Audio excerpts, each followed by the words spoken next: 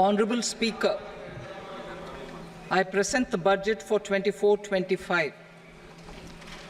Introduction. The people of India have reposed their faith in the government led by Honourable Prime Minister Shri Narendra Modi and re-elected it for a historic third term under his leadership.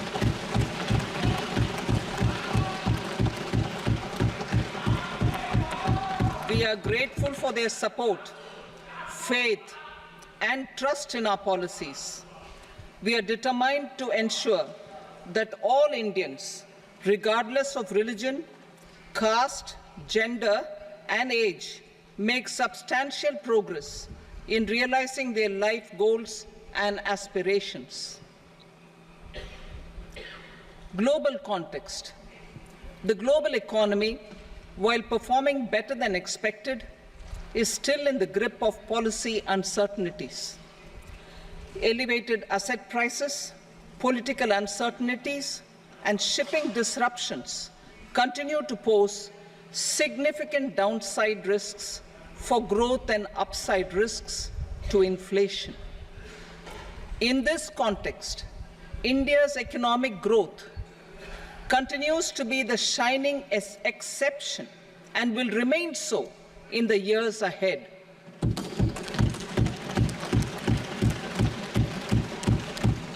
India's inflation continues to be low, stable, and moving towards the 4% target. Core inflation, that is non-food and non-fuel, currently is 3.1%. Steps are being taken to ensure supplies of perishable goods reach markets adequately. Interim budget. As mentioned in the interim budget, we need to focus on 4 major castes, namely the Garib, Mahilaye, Yuva, and Annadata, the poor, women, youth, and the farmer. For Annadata, we announced higher minimum support prices a month ago for all major crops, delivering on the promise of at least a 50% margin over costs. Pradhan Mantri Garib Kalyan Anna Yojana was extended for 5 years, benefiting more than 80 crore people. Administrative actions for approval and implementation of various schemes announced in the interim budget are well underway. The required allocations have been made. Budget theme.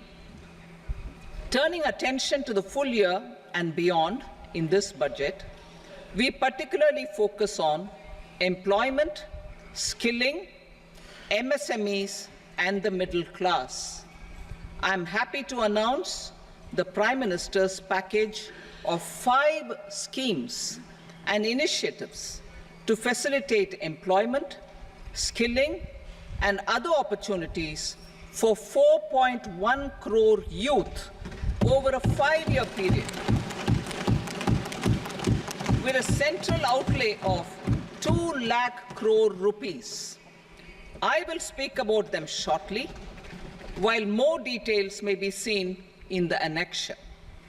This year, I've made a provision of 1.48 lakh rupees, 1.48 lakh crore rupees for education, employment, and skilling. Budget priorities. The people have given a unique opportunity to our government to take the country on the path of strong development and an all-round prosperity. In the interim budget, we promise to present a detailed roadmap for our pursuit of Vikasit Bharat.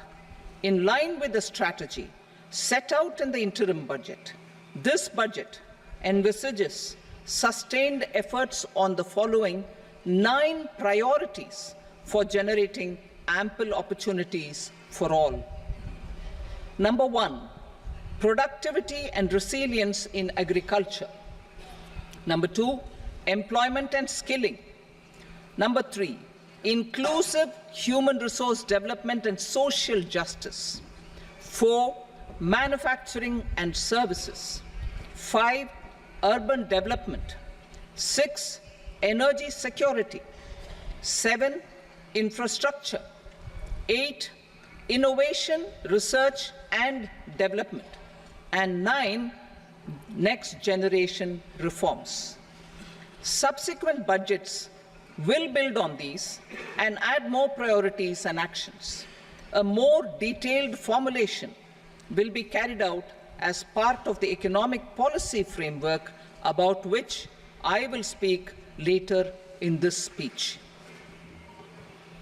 This budget details some of the specific actions to be initiated in the current year towards fulfillment of these priorities, with potential for transformative changes. The budget also covers some of the previously made announcements with intent to strengthen them and step up their implementation for expediting our journey towards the goal of Vikasit Bharat. Priority 1, productivity and resilience in agriculture. Transforming agricultural research. Our government will undertake a comprehensive review of the agricultural research setup to bring the focus on raising productivity and developing climate-resilient varieties. Funding will be provided in challenge mode, including to the private sector.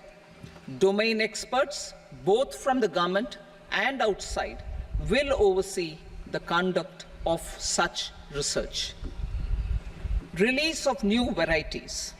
New 109 high-yielding and climate-resilient varieties of 32 field and horticultural crops will be released for cultivation by farmers. Natural farming. In the next 2 years, 1 crore farmers across the country will be initiated into natural farming, supported by certification and branding. Implementation will be through scientific institutions and willing gram panchayats. 10,000 need-based bio-input resource centers will be established. Missions for pulses and oil seeds. For achieving self-sufficiency in pulses and oil seeds, we will strengthen their production, storage, and marketing. As announced in the interim budget, a strategy is being put in place to achieve Atmanirbharta for oil seeds such as mustard, groundnut, sesame, soybean, and sunflower. Vegetable production and supply chains. Large-scale clusters for vegetable production will be developed closer to major consumption centers. We will promote farmer-producer organizations, cooperatives, and startups for vegetable supply chains, including for collection and storage and marketing. Digital public infrastructure for agriculture. Buoyed by the success of the pilot project, our government, in partnership with the states, will facilitate the implementation of the digital public infrastructure in agriculture for coverage of farmers and their lands in 3 years. During this year, digital crop survey for Kharif using the DPI will be taken up in 400 districts. The details of 6 crore farmers and their lands will be brought into the farmer and land registries. Further, the issuance of Jan Samarth-based Kisan credit cards will be enabled in 5 states.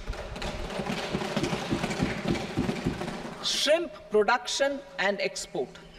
Financial support for setting up a network of nucleus breeding centers for shrimp brood stocks will be provided. Financing for shrimp farming, processing, and export will be facilitated through NABARD. National cooperation policy. Our government will bring out a national cooperation policy for systematic, orderly, and all-round development of the cooperative sector, fast-tracking growth of rural economy and generation of employment opportunities on a large scale will be the policy goal.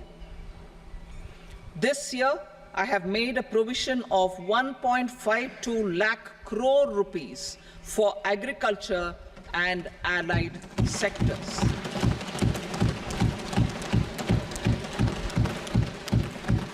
Priority 2, employment and skilling. Employment-linked incentive.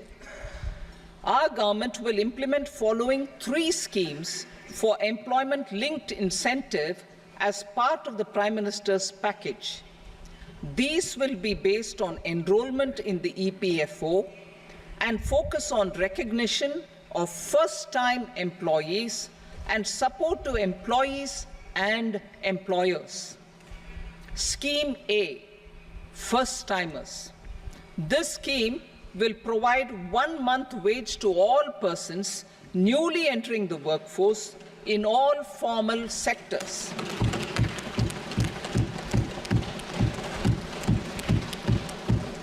Direct benefit transfer of 1 month's salary in 3 installments to first-time employees as registered in the EPFO will be up to 15,000 rupees. The eligibility limit will be a salary of 1 lakh per month. The scheme is expected to benefit 210 lakh youths.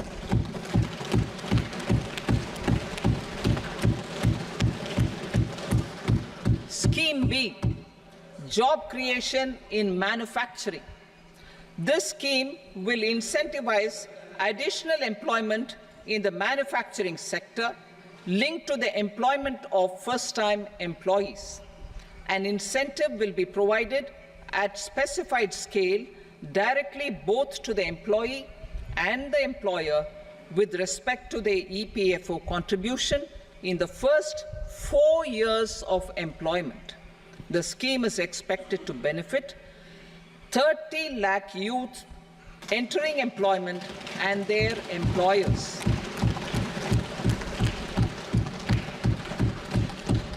Scheme C, support to employers.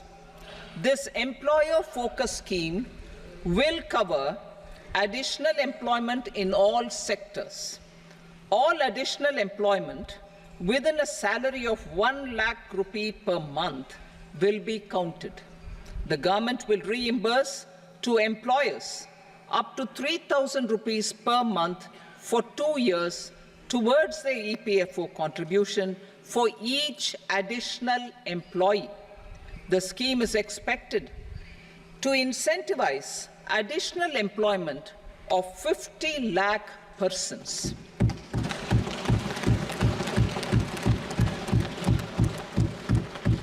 Participation of women in the workforce. We will facilitate higher participation of women in the workforce through setting up of working women hostels in collaboration with industry and establishing creches. In addition, the partnership will seek to organize women-specific skilling programs and promotion of market access for women SHG enterprises. Skilling program. I'm happy to announce a new centrally sponsored scheme as the 4th scheme under the Prime Minister's package for skilling in collaboration with state governments and industry.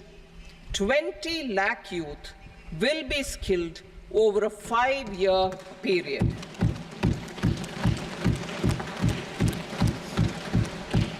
"1,000 industrial training institutes will be upgraded in hub and spoke arrangements with outcome orientation. Course content and design will be aligned to the skill needs of industry, and new courses will be introduced for emerging needs. Skilling loans. The model skill loan scheme will be revised to facilitate loans up to 7.5 lakh rupees with a guarantee from a government-promoted fund. This measure is expected to help 25,000 students every year.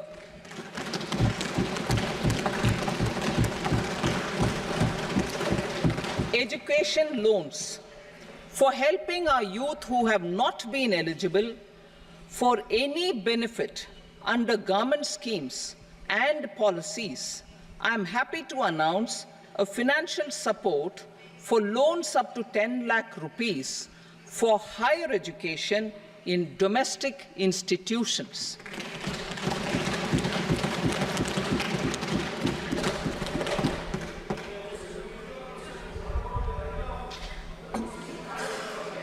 E-vouchers for this purpose. E-vouchers for this purpose will be given directly to 1 lakh students every year for annual interest subvention of 3% of the loan amount. Priority 3, inclusive human resource development and social justice, saturation approach. Our government is committed to all-round, all-pervasive and all-inclusive development of people, particularly farmers, youth, women, and the poor. For achieving social justice comprehensively, the saturation approach of covering all eligible people through various programs, including those for education and health, will be adopted to empower them by improving their capabilities. Implementation of schemes meant for supporting economic activities by craftsmen, artisans, self-help groups, scheduled caste, scheduled tribe, and women entrepreneurs and street vendors such as the PM Vishwakarma, PM Swanidhi, National Livelihood Missions, and Stand Up India will be stepped up. Purvodaya. The states in the eastern part of the country are rich in endowments and have strong cultural traditions. We will formulate a plan, Purvodaya, for the all-round development of the eastern region of the country, covering Bihar, Jharkhand, West Bengal, Odisha, and Andhra Pradesh. This will cover human resource development, infrastructure, and generation of economic opportunities to make the region an engine to attain Vikasit Bharat. On the Amritsar-Kolkata industrial corridor, we will support development of an industrial node at Gaya. This corridor will catalyze industrial development of the eastern region. The industrial node at Gaya will also be a good model for developing our ancient centers of cultural importance into future centers of modern economy. This model shall showcase Vikas B, Virasat B in our growth trajectory. We will also support development of road connectivity projects, namely 1. Patna-Purnia Expressway, 2. Buxar-Bhagalpur Expressway, 3. Bodh Gaya, Rajgir, Vaishali and Darbhanga spurs, and 4. Additional 2-lane bridge over River Ganga at Buxar at a total cost of 26,000 crore rupees.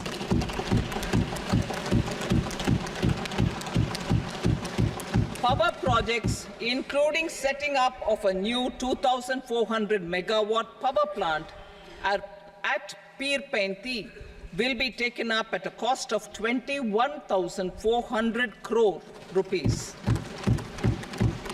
New airports, medical colleges, and sports infrastructure in Bihar will be constructed.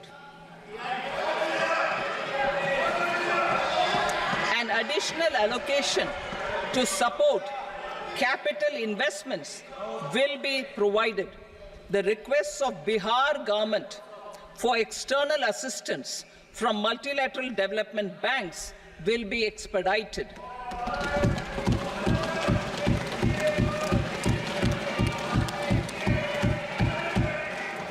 Andhra Pradesh Reorganization Act. Our government has made concerted efforts to fulfill the commitments in Andhra Pradesh Reorganization Act.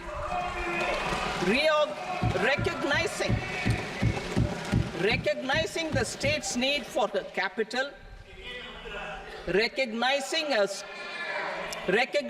the state's need for a capital, we will facilitate special financial support through multilateral development agencies. In the current financial year, 15,000 crore rupees will be arranged with additional amounts in future years.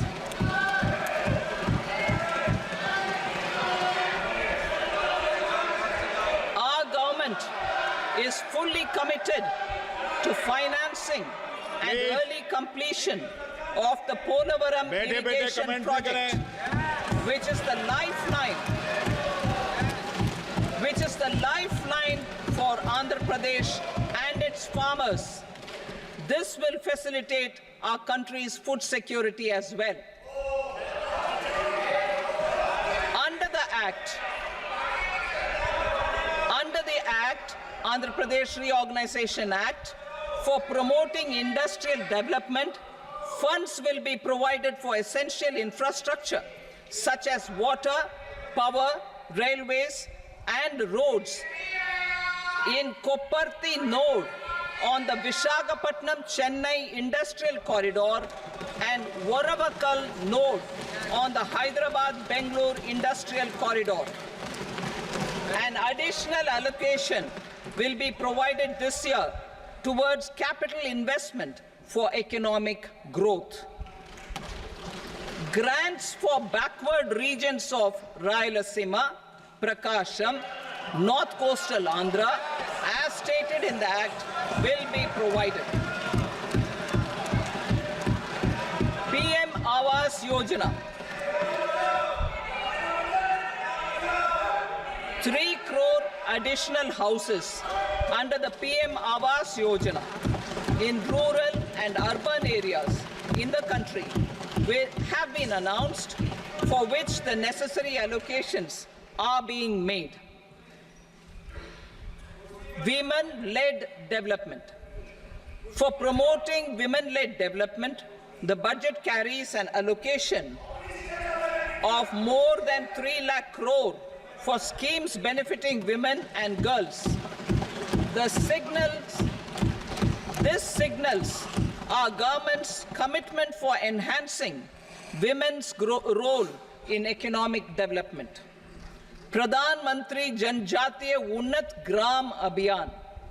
For improving the socio-economic condition of tribal communities, we will launch the Pradhan Mantri Janjatiya Unnat Gram Abhiyan by adopting saturation coverage for tribal families in tribal majority villages and aspirational districts.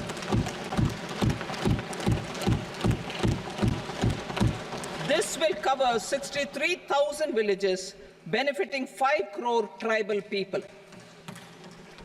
Bank branches in northeastern region. More than 100 branches of India Post Payment Bank will be set up in the northeast region to expand the banking services. This year, I have made a provision of 2.66 lakh crore rupees for rural development, including rural infrastructure. Priority 4, manufacturing and services, support for promotion of MSMEs. This budget provides special attention to MSMEs and manufacturing, particularly labor-intensive manufacturing. We have formulated a package covering financing, regulatory changes, and technology support for MSMEs to help them grow and also compete globally, as mentioned in the interim budget. I am happy to announce the following specific measures. Credit guarantee scheme for MSMEs in the manufacturing sector. For facilitating term loans to MSMEs for purchase of machinery and equipment without collateral or third-party guarantee, a credit guarantee scheme will be introduced.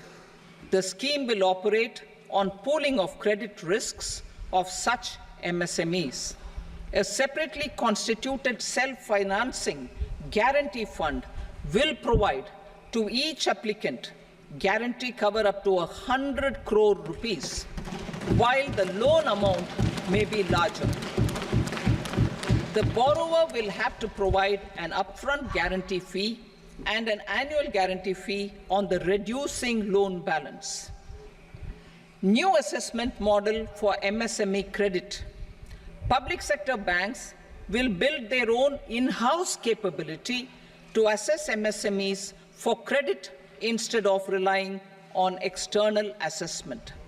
They will also take a lead in developing or getting developed a new credit assessment model based on the scoring of digital footprints of the MSMEs in the economy. This is expected to be a significant improvement over the traditional assessment of credit eligibility based only on asset or turnover criteria. That will also cover MSMEs without a formal accounting system. Credit support to MSMEs during stress period. I'm happy to announce a new mechanism for facilitating continuation of bank credit to MSMEs during their stress period while being in special mention account, SMA stage, for reasons beyond their control. MSMEs need credit to continue their business and to avoid getting into the NPA stage. Credit availability will be supported through a guarantee from a government-promoted fund. Mudra loans.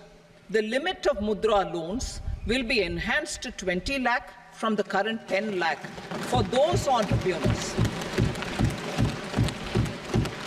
who have availed and successfully repaid previous loans under the Tarun category. Enhanced scope for mandatory onboarding in trades.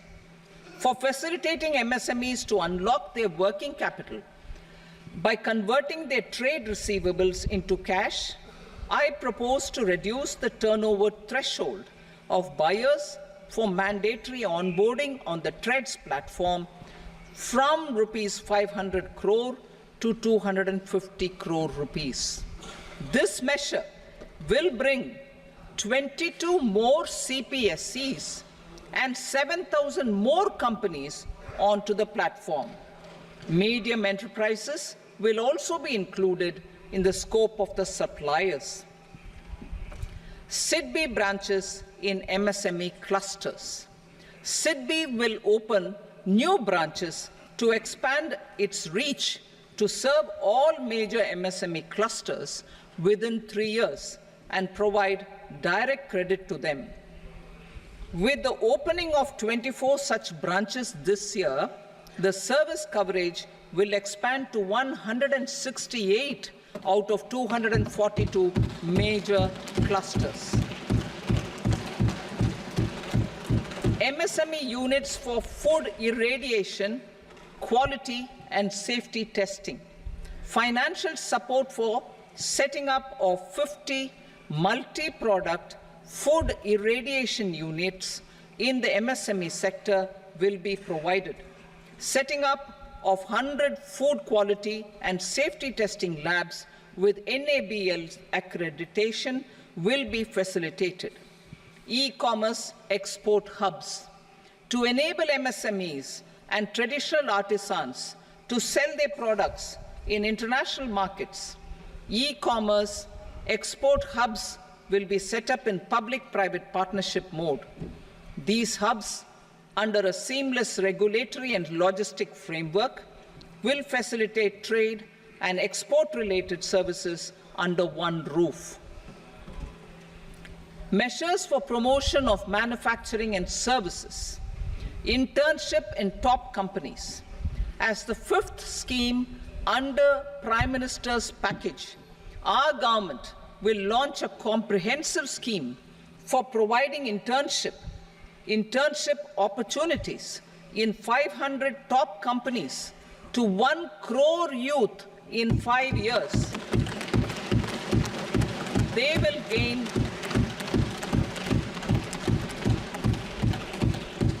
will gain exposure for 12 months to real-life business environment, varied professions, and employment opportunities. An internship allowance of 5,000 per month, 5,000 rupees per month, along with a one-time assistance of 6,000 rupees will be provided. Companies will be expected to bear the training cost and 10% of their internship cost from their CSR funds. Industrial parks. Our government will facilitate development of investment-ready, plug-and-play industrial parks with complete infrastructure in or near 100 cities in partnership with the states and private sector by better using town planning schemes. 12 industrial parks under the National Industrial Corridor Development Program also will be sanctioned.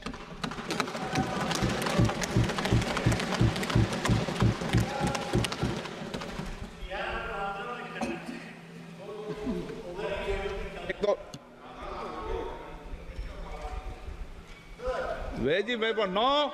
Please, Petty.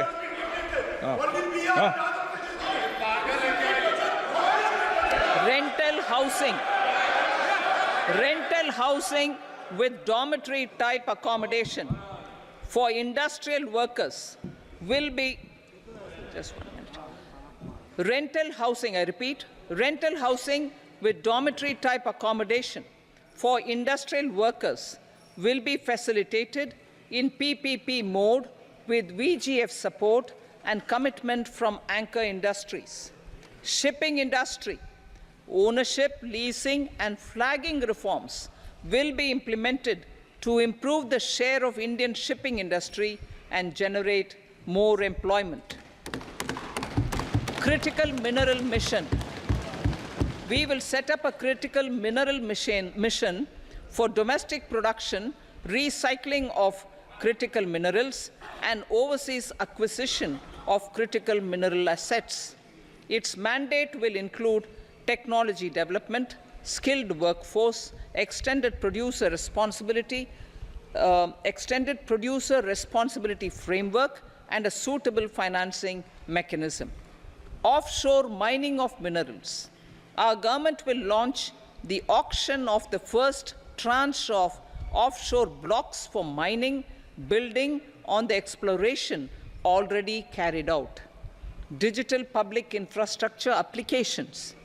Turning to the services sector, I propose development of DPI applications at population scale for productivity gains, business opportunities, and innovation by the private sector. These are planned in the areas of credit, e-commerce, education, health, law and justice, logistics, MSME service delivery, and urban governance. Integrated technology platform for IBC ecosystem. An integrated technology platform will be set up for improving the outcomes under the Insolvency Bankruptcy Code for achieving consistency, transparency, timely processing, and better oversight for all stakeholders. Voluntary closure of LLPs. The services of the Center for Processing Accelerated Corporate Exit, CPACE, will be extended for voluntary closure of LLPs to reduce the closure times. National Company Law Tribunals. The IBC has resolved more than 1,000 companies, resulting in direct recovery of 3.3 lakh crore to creditors. 3 3.3 lakh crore rupees to creditors. In addition, 28,000 cases involving over 10 lakh crore rupees have been disposed of even prior to admission. Appropriate changes to the IBC, reforms and strengthening of the tribunal and appellate tribunals will be initiated to speed up insolvency resolution. Additional tribunals will be established. Out of those, some will be notified to decide cases exclusively under the Companies Act. Debt recovery. Steps for reforming and strengthening debt recovery tribunals will be taken. Additional tribunals will be established to speed up recovery. Priority 5, urban development. Cities as growth hubs. Working with states, our government will facilitate development of cities as growth hubs. This will be achieved through economic and transit planning and orderly development of peri-urban areas utilizing town planning schemes. Creative redevelopment of cities. For creative brownfield redevelopment of existing cities with a transformative impact, our government will formulate a framework for enabling policies, market-based mechanisms, and regulation. Transit-oriented development. Transit-oriented development plans for 14 large cities with a population above 30 lakh will be formulated, along with an implementation and financing strategy. Urban housing. Under the PM Awas Yojana, Urban 2.0, housing needs of 1 crore urban poor and middle-class families will be addressed with an investment of 10 lakh crore rupees. This will include the central assistance of 2.2 lakh crore rupees in the next 5 years. A provision of interest subsidy to facilitate loans at affordable rates is also envisaged. In addition, enabling policies and regulations for efficient and transparent rental housing markets with enhanced availability will also be put in place. Water supply and sanitation. In partnership with state governments and multilateral development banks, we will promote water supply, sewage treatments, and solid waste management projects and services for 100 large cities through bankable projects. These projects will also envisage use of treated water for irrigation and filling up of tanks in nearby areas. Street markets. Building on the success of PM Swanidhi scheme in transforming the lives of street vendors, our government envisions a scheme to support each year over the next 5 years the development of 100 weekly hearts or street food hubs in select cities. Stamp duty. We will encourage states which continue to charge high stamp duty to moderate the rates for all and also consider further lowering duties for properties purchased by women. This reform will be made an essential component of urban development schemes. Priority 6, energy security, energy transition. In the interim budget, I had announced our strategy to sustain high and more resource-efficient economic growth, along with the energy security in terms of availability, accessibility, and affordability. We will bring out a policy document on appropriate energy transition pathways that balances the imperatives of employment, growth, and environmental sustainability. PM Surya Ghar Muft Bijli Yojana. PM Surya Ghar Muft Bijli Yojana. In line with the announcement in the interim budget, In line with the announcement in the interim budget, PM Surya Ghar Muft Bijli Yojana has been launched to install rooftop solar plants to enable 1 crore households obtain free electricity up to 300 units every month. The scheme has generated remarkable response with more than 1.28 crore registrations and 14 lakh applications, and we will further encourage it. Pumped storage policy. A policy for promoting pumped storage projects will be brought out for electricity storage and facilitating smooth integration of the growing share of renewable energy with its variable and intermittent nature in the overall energy mix. Research and development of small and modular nuclear reactors. Nuclear energy is expected to form a very significant part of the energy mix for Vikasit Bharat. Towards that pursuit, our government will partner with the private sector for 1. Setting up Bharat Small Reactors, 2. Research and development of Bharat Small Modular Reactor, and 3. Research and development of newer technologies for nuclear energy. The R&D funding announced in the interim budget will be made available for this sector also. Advanced ultra supercritical thermal power plants. The development of indigenous technology for advanced ultra supercritical thermal power plants with much higher efficiency has been completed. A joint venture between NTPC and BHEL will set up a full-scale 800 megawatt commercial plant using AUSC technology. The government will provide the required fiscal support. Moving forward, development of indigenous capacity for the production of high-grade steel and other advanced metallurgy materials for these plants will result in strong spin-off benefits for the economy. Roadmap for hard-to-abate industries. A roadmap for moving the hard-to-abate industries from energy efficiency targets to emission targets will be formulated.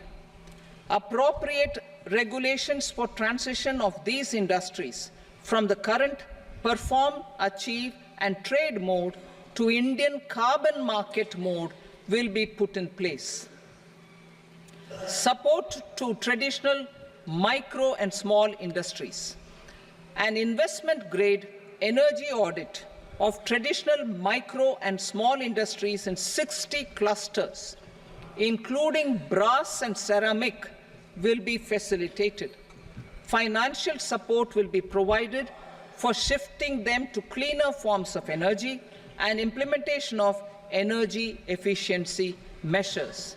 The scheme will be replicated in another 100 clusters in the next phase. Priority 7, infrastructure investment by central government. Significant investment the central government has made over the years in building and improving infrastructure has had a strong multiplier effect on the economy. We will endeavor to maintain strong fiscal support for infrastructure over the next 5 years in conjunction with imperatives of other priorities and fiscal consolidation. This year, I have provided 11,11,111 crore rupees for capital expenditure. This would be 3.4% of our GDP. Infrastructure investment by state governments. We will encourage states to provide support of similar scale for infrastructure, subject to their development priorities. a provision of 1.5 lakh crore rupees for long-term interest-free loans have been made this year, also to support the states in their resource allocation.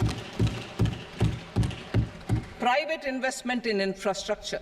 Investment in infrastructure by private sector will be promoted through viability gap funding and enabling policies and regulations.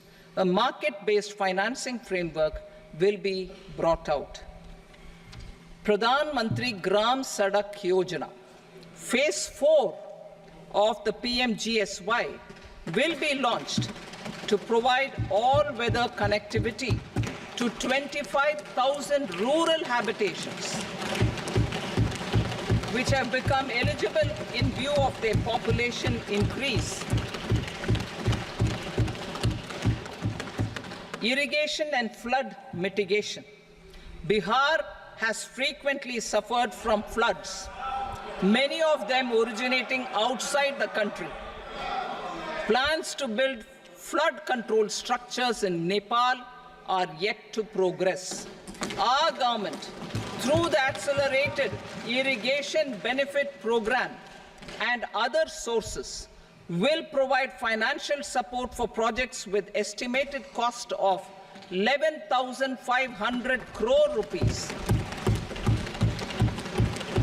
such as the Kosi-Michi intra-state link and 20 other ongoing and new schemes, including barrages, river pollution abatement, and irrigation projects.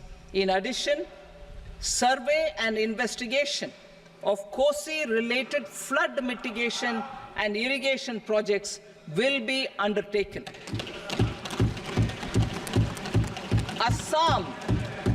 Assam grapples with floods every year by the Brahmaputra River and its tributaries originating outside India. We will provide assistance to Assam for flood management and related projects.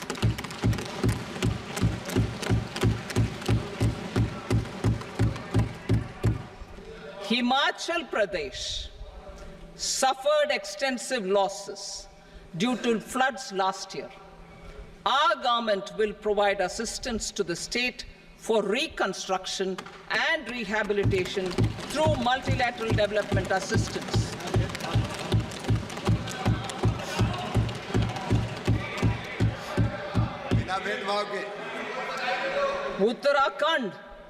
Uttarakhand too suffered losses due to cloudbursts and massive landslides.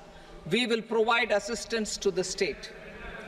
Recently, Sikkim witnessed devastating flash floods and landslides that wreaked havoc across the state. Our government will provide assistance to the state. Tourism has always been a part of our civilization. Our efforts in positioning India as a global tourist destination will also create jobs, stimulate investments, and unlock economic opportunities for other sectors. In addition to the measures outlined in the interim budget, I propose the following measures. Vishnupad Temple at Gaya and Mahabodhi Temple at Bodh Gaya in Bihar are of immense spiritual significance. Comprehensive development of Vishnupad Temple Corridor and Mahabodhi Temple Corridor will be supported, modeled on the successful Kashi Vishwanath Temple Corridor to transform them into world-class pilgrim and tourist destinations. Rajgir holds immense religious significance for Hindus, Buddhists, and Jains. The 20th Tirthankara Muniswarata temple in the Jain temple complex is ancient. The Saptarishi, or the 7 hot springs, form a warm water Brahmkund that is sacred. a comprehensive development initiative for Rajgir will be undertaken. Our government will support the development of Nalanda as a tourist center, besides reviving Nalanda University to its glorious stature. Odisha's scenic beauty, temples, monuments, craftsmanship, wildlife sanctuaries, natural landscapes, and pristine beaches make it an ultimate tourism destination. Our government will provide assistance for their development to Odisha as well. Priority 8, innovation, research and development. We will operationalize the Anusandhan National Research Fund for basic research and prototype development. Further, we will set up a mechanism for spurring private sector-driven research and innovation at commercial scale with a financing pool of 1 lakh crore rupees in line with the announcement in the interim budget. Space economy. With our continued emphasis on expanding the space economy by 5 times in the next 10 years, a venture capital fund of 1,000 crore rupees will be set up. Priority 9, next generation reforms. Economic policy framework. We will formulate an economic policy framework to delineate the overarching approach to economic development and set the scope of the next generation of reforms for facilitating employment opportunities and sustaining high growth. Our government will initiate and incentivize reforms for 1. Improving productivity of factors of production, and 2. Facilitating markets and sectors to become more efficient. These reforms will cover all factors of production, namely land, labor, capital, and entrepreneurship, and technology as an enabler of improving total factor productivity and bridging inequality. Effective implementation of several of these reforms requires collaboration between the center and the states and building consensus as development of the country lies in development of the states. For promoting competitive federalism and incentivizing states for faster implementation of reforms, I propose to earmark a significant part of the 50-year interest-free loan. Working with the states, we will initiate the following reforms.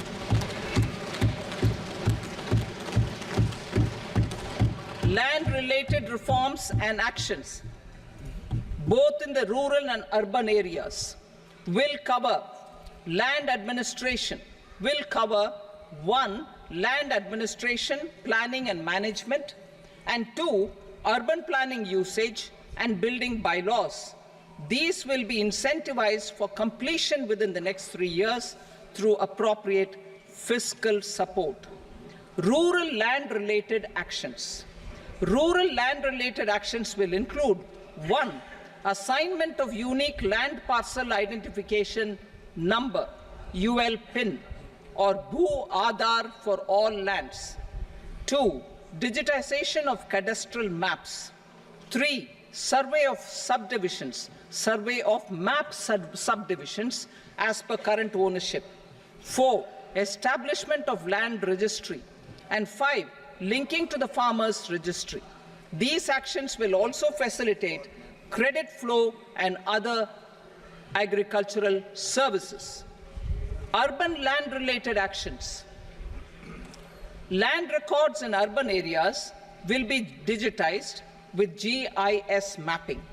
An IT-based system for property record administration, updating, and tax administration will be established. These will also facilitate improving the financial position of urban local bodies. Labor-related reforms. Services to labor. Our government will facilitate the provision of a wide array of services to labor, including those for employment and skilling.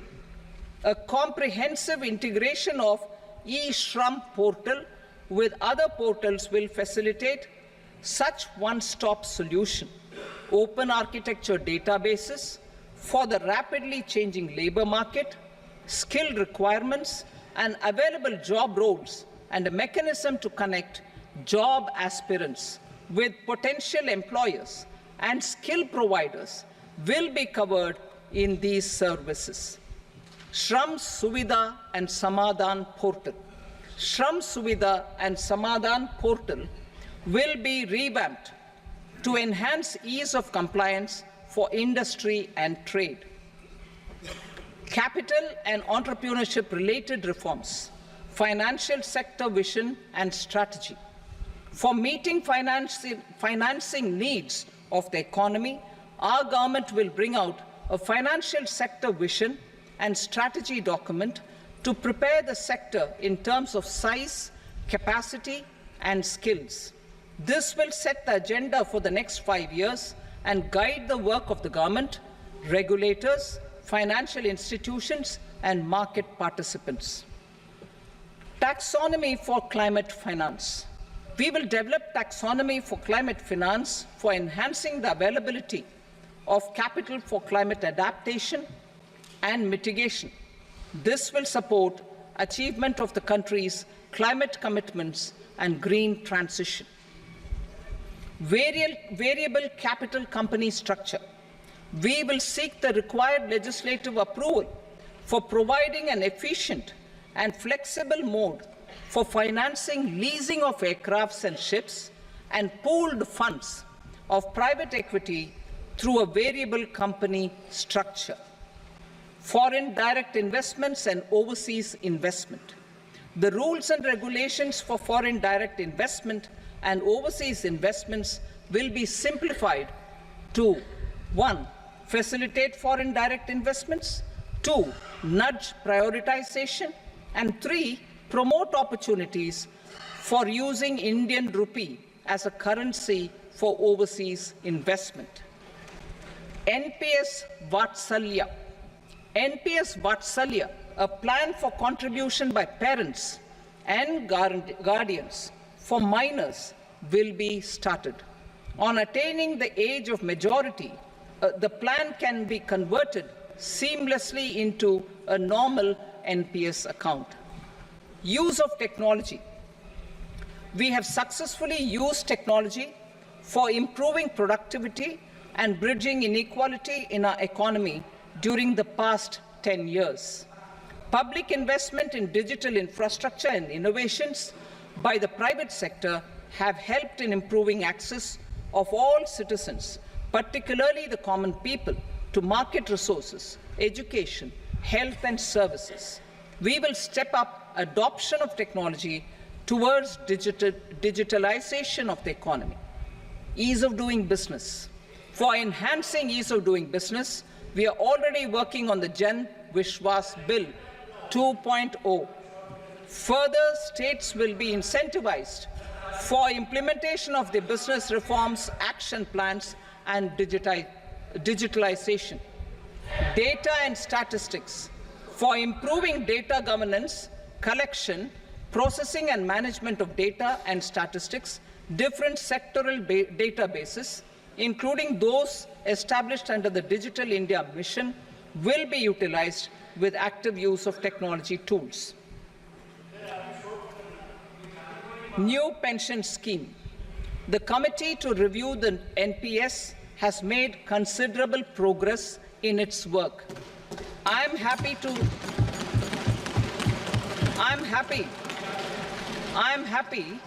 that the staff side of the National Council of the Joint Consultative Machinery for Central Government Employees has taken a constructive approach. A solution will be evolved which addresses the relevant issues while maintaining fiscal prudence to protect the common citizens. Budget estimates for 24-25. For the year 24-25, total receipts other than borrowings and the total expenditure are estimated at 32.07 lakh crore rupees and 48.21 lakh crore rupees respectively. The net tax receipts are estimated at 25.83 lakh crore rupees. The fiscal deficit is estimated at 4.9% of the GDP.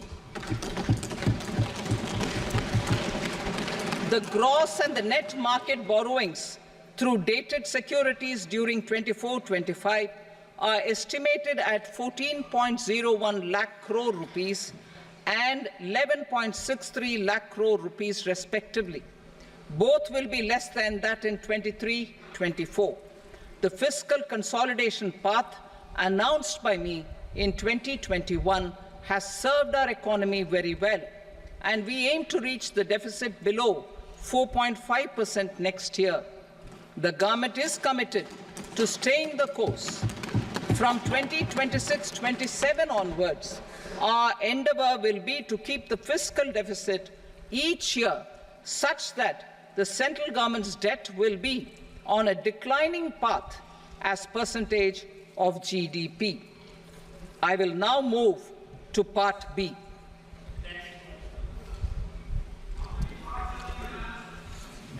Indirect taxes. Sir, I start with GST.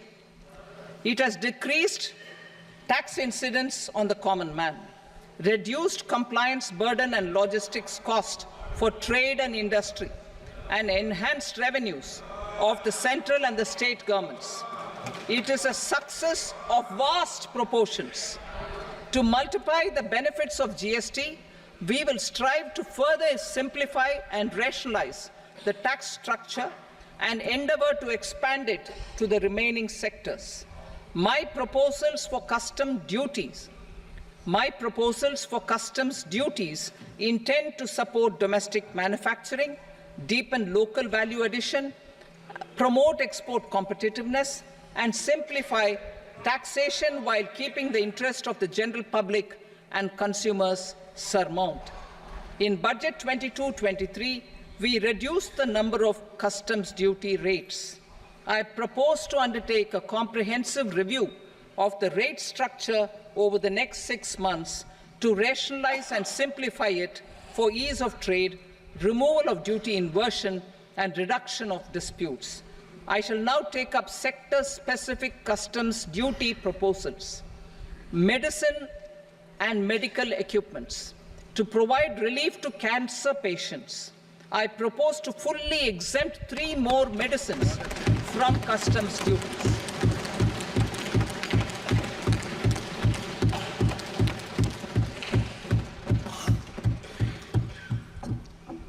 I also propose changes in the BCD on X-ray tubes and flat panel detectors for use in medical X-ray machines under the phased manufacturing program so as to synchronize them with the domestic capacity addition. Mobile phone and related parts. With a 3-fold increase in domestic production and almost a 100-fold jump in exports of mobile phones over the last 6 years, the Indian mobile industry has matured. In the interest of consumers, I now propose to reduce the BCD on mobile phone, mobile PCBA, and mobile charger to 15%. Critical minerals. Minerals such as lithium, copper, cobalt, and rare earth elements are critical for sectors like nuclear energy, renewable energy, space, defense, telecommunications, and high-tech electronics. I propose to fully exempt customs duties on 25 critical minerals and reduce BCD on 2 of them. This will provide a major fillip to the processing and refining of such minerals and help secure their availability for these strategic and important sectors. Solar energy. Energy transition is critical in the fight against climate change. To support energy transition, I propose to expand the list of exempted capital goods for use in the manufacture of solar cells and panels in the country. Further, in view of sufficient domestic manufacturing capacity of solar gas, glass and tinned copper interconnect, I propose not to extend the exemption of custom duties provided to them. Marine products.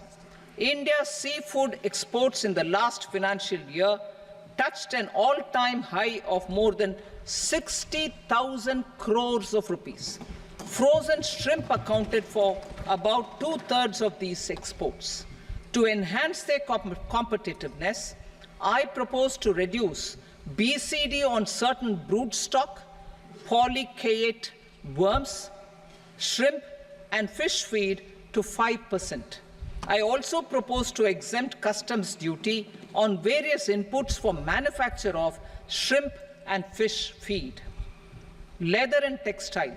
Similarly, to enhance the competitiveness of exports in the leather and textile sectors, I propose to reduce BCD on real down-filling material from duck or goose. I am also making additions to the list of exempted goods for manufacture of leather and textile garments, footwear, and other leather articles for export. To rectify inversion in duty, I propose to reduce BCD subject to conditions on methylene diphenyl diisocyanate (MDI) for manufacture of spandex yarn from 7.5 to 5%. Furthermore, the export duty structure on raw hides, skin, and leather is proposed to be simplified and rationalized. Precious metals. To enhance domestic value addition in gold and precious metal jewelry in the country, I propose to reduce customs duties on gold and silver to 6% and that of platinum to 6.4%. Other metals. Steel and copper are important raw materials. To reduce their cost of production, I propose to remove the BCD on ferronickel and blister copper. I am also continuing with nil BCD on ferrous scrap and nickel cathode and concessional BCD of 2.5% on copper scrap. Electronics. To increase value addition in the domestic electronics industry, I propose to remove the BCD subject to conditions on oxygen-free copper for manufacture of resistors. I also propose to exempt certain parts for manufacture of connectors. Chemicals and petrochemicals. To support existing and new capacities in the pipeline, I propose to increase the BCD on ammonium nitrate from 7.5% to 10%. Plastics. PVC flex banners are non-biodegradable and hazardous for environment and health. To curb their imports, I propose to raise the BCD on them from 10 to 25%. Telecommunication equipment. To incentivize domestic manufacturing, I propose to increase the BCD from 10 to 15% on PCBA of specified telecom equipment. Trade facilitation. To promote domestic aviation and boat and ship MRO, I propose to extend the period for export of goods imported for repairs from 6 months to 1 year. I'll read that again. To promote domestic aviation and boat and ship maintenance, repair and operations, I propose to extend the period for export of goods imported for repairs from 6 months to 1 year. In the same vein, I propose to extend the time limit for re-import of goods for repairs under warranty from 3 to 5 years. I now move to direct taxes. We will continue our efforts to simplify taxes, improve taxpayer services, provide tax certainty, and reduce litigation while enhancing revenues for funding the development and welfare schemes of the government. It has been our endeavour to simplify taxation. We have taken a number of measures in the last few years, including introduction of simplified tax regimes without exemptions and deductions for corporate tax and for personal income tax. This has been appreciated by taxpayers. 58% of corporate tax came from the simplified tax regime in the financial year 22-23. Similarly, as per data available till now, for the last fiscal, more than 2/3 have availed the new personal income tax regime. Comprehensive review of the Income Tax Act. I am now announcing a comprehensive review of the Income Tax Act 1961. The purpose is to make the Act concise, lucid, easy to read and understand. This will reduce disputes and litigation, thereby providing tax certainty to the taxpayers. I will also bring down the demand embroiled in litigation. It is proposed to be completed in 6 months. A beginning is being made in the Finance Bill by simplifying the tax regime for charities, TDS rate structures, provisions of reassessment and such provisions, and capital gains taxation. Simplification for charities and TDS. Two tax exemption regimes. The two tax exemption regimes for charities are proposed to be merged into one. The 5% TDS rate on many payments is being merged into the 2% TDS rate, and the 20% TDS rate on repurchase of units by mutual funds or UTI is being withdrawn. TDS rate on e-commerce operators is proposed to be reduced from 1 to 0.1%. Moreover, credit of TCS is proposed to be given in the TDS to be deducted on salary. Further, I propose to decriminalize delay for payment of TDS up to the due date of filing statement for the same.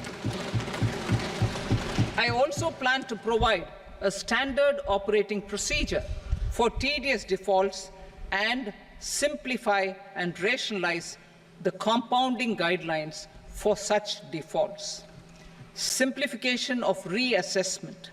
I propose to thoroughly simplify the provisions for reopening and reassessment. An assessment hereinafter can be reopened beyond 3 years from the end of the assessment year only if the escaped income is 50 lakh rupees or more, up to a maximum period of 5 years from the end of the assessment year. Even in such cases, a time limit of 6 years before the year of the search, as against the existing time limit of 10 years, is being proposed. This will reduce tax uncertainty and disputes. Simplification and rationalization of capital gains. Capital gains taxation is also proposed to be hugely simplified. Short-term gains on certain financial assets shall henceforth attract a tax rate of 20%, while that on all other financial assets and all non-financial assets shall continue to attract the applicable tax rate. Long-term gains on all financial and non-financial assets, on the other hand, will attract a tax rate of 12.5%. For the benefit of the lower and the middle income classes, I propose to increase the limit of exemption of capital gains on certain financial assets to 1.25 lakh rupees per year. Listed financial assets held for more than a year will be classified as long-term, while unlisted financial assets and all non-financial assets will have to be held for at least 2 years to be classified as long-term. Unlisted bonds and debentures, debt mutual funds, and market-linked debentures, irrespective of holding period, however, will attract tax on capital gains at applicable rates. Taxpayer services. All the major taxpayer services under GST and most services under customs and income tax have been digitalized. All remaining services of customs and income tax, including rectification and order giving effect to appellate orders, shall be digitalized and made paperless over the next 2 years. Litigation and appeals. While our concerted efforts to reduce pendency of appeals at various appellate fora are beginning to show good results, it will continue to engage our highest attention. To dispose of the backlog of first appeals, I plan to deploy more officers to hear and decide such appeals, especially those with large tax effect. For resolution of certain income tax disputes pending in appeal, I am also proposing Vivad Se Vishwas Scheme 2024. Further, I propose to increase monetary limits for filing appeals related to direct taxes, excise, and service tax in the tax tribunals, high courts, and Supreme Court to 60 lakh rupees, 2 crore rupees, and 5 crore respectively, with a view to reduce litigation and provide certainty in international taxation. We will expand the scope of safe harbor rules and make them more attractive. We will also streamline the transfer pricing assessment procedure. Employment and investment. I have a few proposals to promote investment and foster employment. First of all, to bolster the Indian startup ecosystem, boost the entrepreneurial spirit, and to support innovation,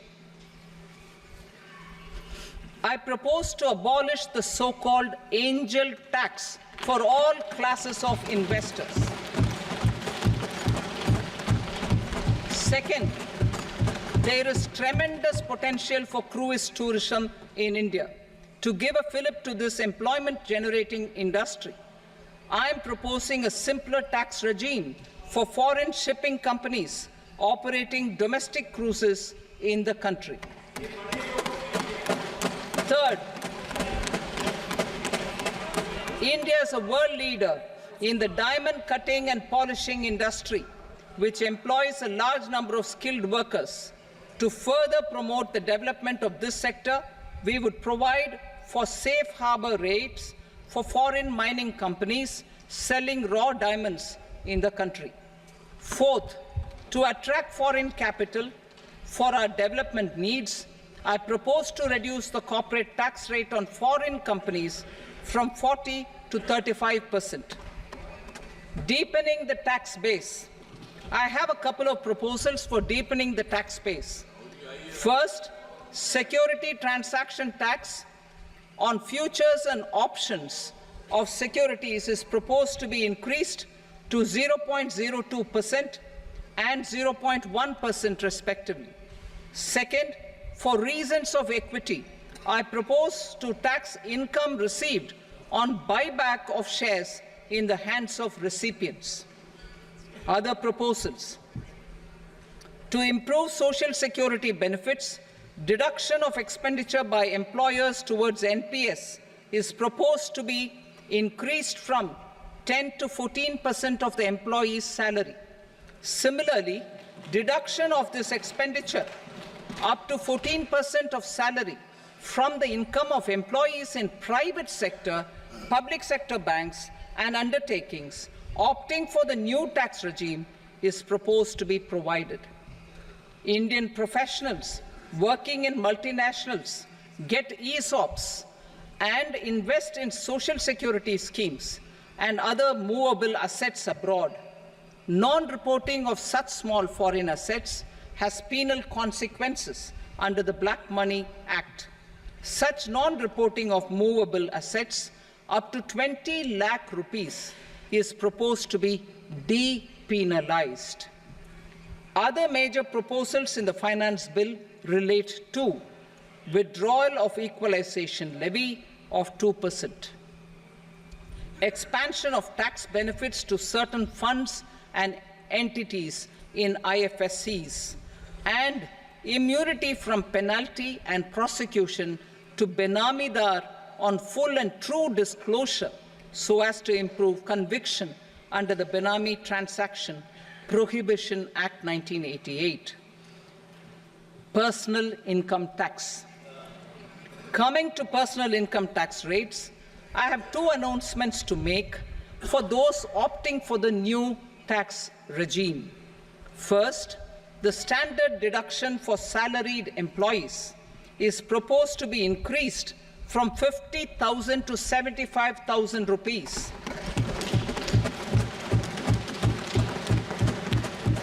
Similarly, deduction on family pension for pensioners is proposed to be enhanced from 15,000 to 25,000 rupees.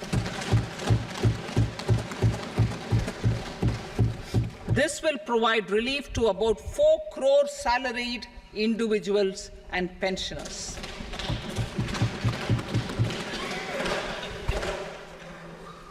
Second, in the new tax regime, the tax rate structure is proposed to be revised as follows: 0 to 3 lakh rupees, nil; 3 to 7 lakh rupees, 5%; 7 to 10 lakh rupees, 10%; 10 to 12 lakh rupees, 15%; 12 to 15 lakh rupees, 20%; and above 15 lakh rupees, 30%. As a result of these changes, a salaried employee in the new tax regime stands to save up to 17,500 rupees in income tax.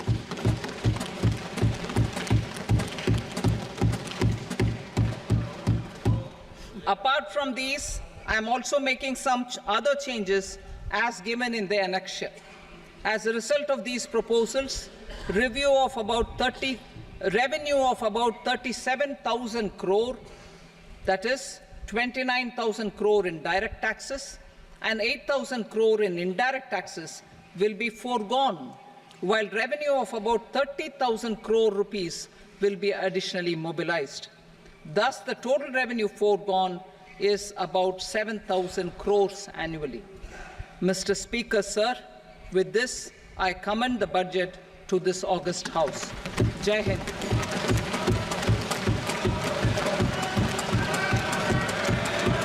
Item number 2.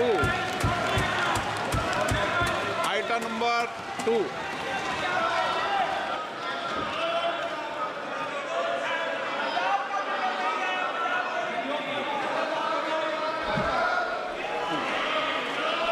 Sir, with your permission, I rise to lay on the table the following statements under Section 3 of the Fiscal Responsibility and Budget Management, FRBM Act 2003, Medium-Term Fiscal Policy cum Fiscal Policy Strategy Statement and Macroeconomic Framework Statement. Item number 3. Sir, with your permission, I rise to move for leave to introduce the Finance Number 2 Bill 2024. प्रश्न ये कि विधेयक को पूरा स्थापित करने की अनुमति प्रदान की जाए। जो सदस्य इसके पक्ष में हाँ कहें, जो सदस्य विरोध में ना कहें। मेरे विचार में निर्णय हाँ वालों के पक्ष वा अनुमति प्रदान की जाती है। माननीय मंत्री जी, अब विधेयक पूरा स्थापित करें। Sir, I introduce the bill. Item number 4. The Union Territory of Jammu and Kashmir budget. Sir, I rise to present a statement, Hindi and English versions, of the estimated receipts and expenditure of the Union Territory of Jammu and Kashmir for the year 24-25. सभा की कार्रवाई कल बुधवार दिनांक 24 जुलाई 2024 को प्राप्त 11 बजे तक के लिए स्थगित की जाती है।